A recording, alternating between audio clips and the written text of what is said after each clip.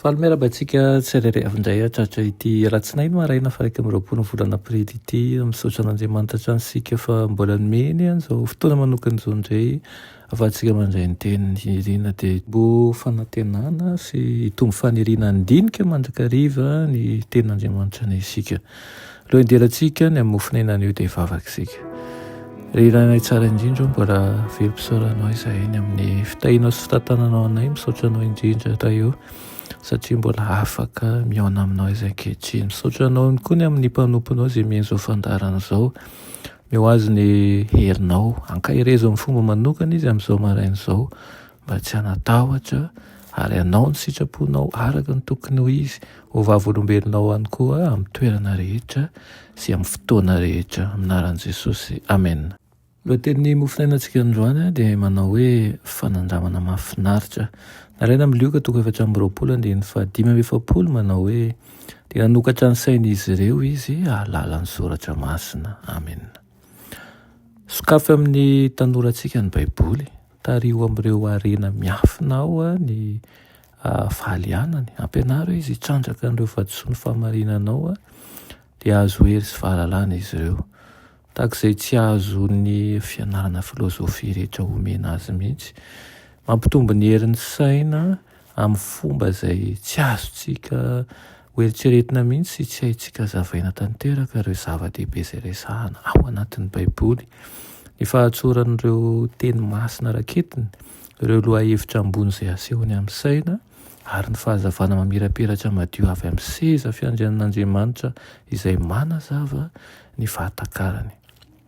Misa tsy misy fetra izay azony saina hiasana amin'ny Baiboly izay manana toetra ambony sy manatratra ihany koa lavitra noho ny fahalalana izay iveramberany fotsiny ihany izay foron'ny saina izay tsy voamasina.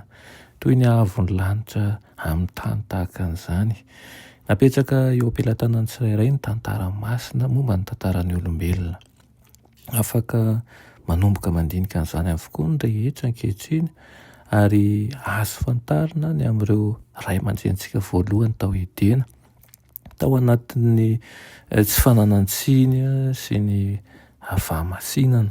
Afaka mahita ny fomba nidiran'ny ota sy ny vokany eo amin'ny taranak'olombelona izy ireo ary manaraka miandalana ny fizotran'ny tantara masina izay mirakitra ny tsy fankatoavana sy ny tsy fibebahan'ny taranak'olombelona ary koa ny sazy mendrika ny fahotana.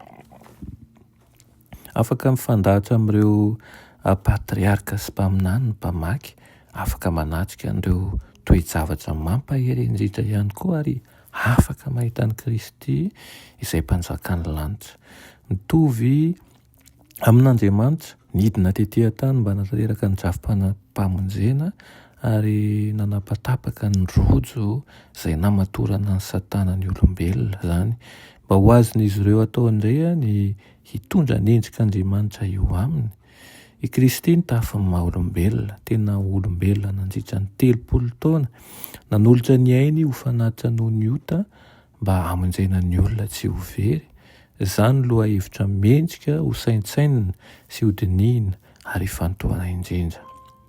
Mety misy olona manana tombotsoa nianatra tany an-tsekoly ary mety mahafantatra tsara an'ireo mpanoratra malaza momba ny teolojia kanefa ny fikatsahana sy ny fisaintsainana ny tenin'Andriamanitra mibavaka sy hampaniriana lalina hatakatra ny heviny no hanazava amin'ny saina ny fahamarinana, hanazava amin'ny kely vaovao ihany koa sy mahagaga. Ka eo indrindra no ilayntsika mandrakariva ny fanetretena lalina ary ny mba hietezantsika hiasa ny fanan'Andriamanitra ahafahantsika mahatakatra ny tian'Andriamanitra izay holazainy amintsika ao amin'ny Baiboly. Riko anie izany mba ho fanampy lehibe izay ho ataontsika tsirairay avy amin'ny fandaniana ny tenin'Andriamanitra.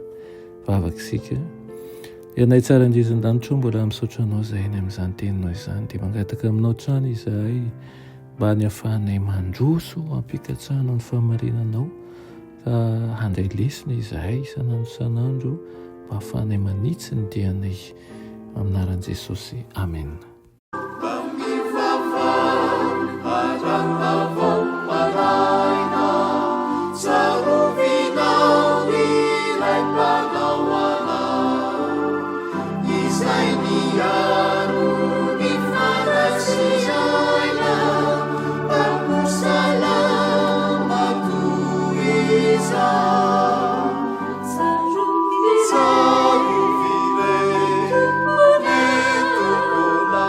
Savior.